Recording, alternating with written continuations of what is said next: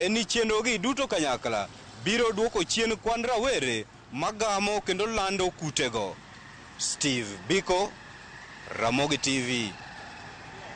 Erokamano Steve Biko kuom report machal kod mano. Oganda gwenge mag North Kademe sub county ma Nyatike pod yuago kech kata bed ni kar pur mar adhaye mar lowa kuja mano chak mondo kel chiemo moromo to nitiere e kindgi.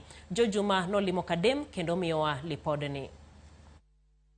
Kar pur mar lowa kuja irrigation scheme mar sub-county ma Nyatike ma piny owacho ne oketone omenda tenge maromo bilion 4 ne okele gwego mag Nyatike mondo koro kony e tiko nok mar chiemo e gwengego kod kaunti ma Migori mangima. Higni 10 nyaka ne kar pur ni malach ne romo ekas 19 chakre oganda gwego mag Ageng'a e wuodno ma North Kadem ma bende en e chuny kar pur ni mar lowa kuja nyaka sani pod yuago kech. Nyithindo kamoro wuok ka odhi mabor kabisa mong'ado aora ang'o koduogi.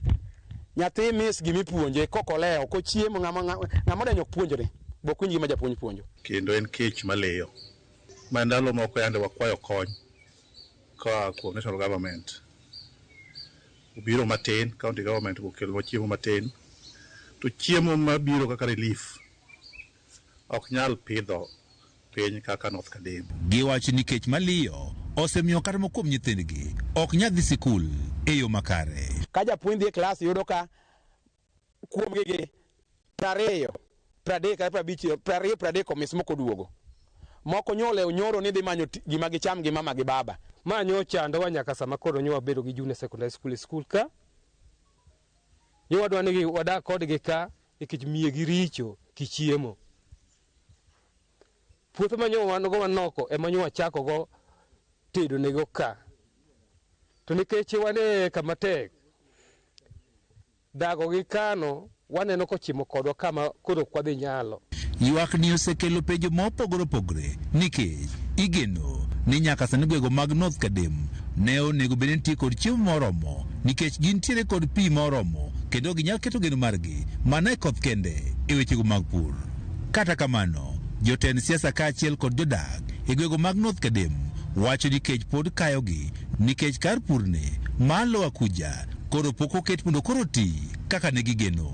Mae momiyo kopo ni government nyalo intervene in 2 ways. One, give team irrigation to cover the remaining 14,000 hectares mantiere kacha. 2, give intervene in terms of knowledge kata giluongo ni ng'eyo e pur mondo ing'e ni to lobni en lo machal nade to gin kothe mage manyalo dongo e lobno kot okadho kuom irrigation. Giwacho ni bedo ni onge mar puonj makare e yore mag pur kaachiel kod rem mar piny owacho e jolwechego mag pur e gwengego koro osemiyo chenrogo mag pur e kar pur mar lowa kuja irrigation scheme ok osedhi makare. Nyocha winjo ka president ne wacho ni ber mondo subsidize production. En a good idea. To mondo subsidize production, it means that you must provide farm inputs closer to farmers. Sani North Kadem kanyo kidhiye onge gik machalo kaka fertilizers manitiere kanyo. Nyiso ni kata dang' bed ni jowa osebedo gi lony mar puro to ka onge fertilizers mokel machiegni to yield pod dhi mabedo piny. Nyaka sani mana maromo ekas 4,500 mar kar purni ma bende lachne romo ekas 19,000 ema osekete